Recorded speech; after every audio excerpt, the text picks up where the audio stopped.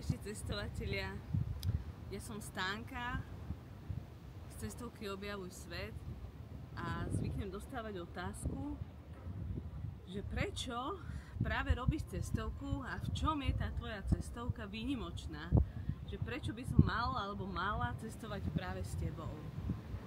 A ja by som k tomu povedala to, že ja tú cestovku vnímam ako moje poslanie, ako môj dar, ktorý môžem dávať ďalej, že môžem ľuďom ukazovať svet, môžem im ho pomôcť objavovať, pretože všetky tie miesta, na ktoré ľudí berieme v našej cestovke, sme sami niekoľkokrát navštívili, čiže je to za nás absolútne pripravené a komfortné, ale pre ľudí sú to nové veci a verím, že tým, že s nimi objavíme svet, tak im pomôžeme objaviť častokrát aj samých seba.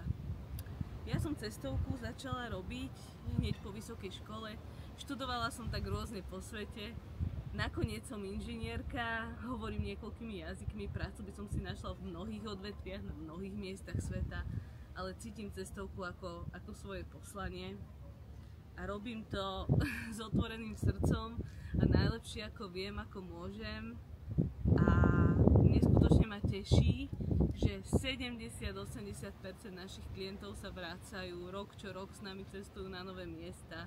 Niekedy objavia Peru, potom Rusko, Transsibírskú magistrálu, inokedy letíme na Island, na Maldivy, na Srí Lanku, na Madagaskar.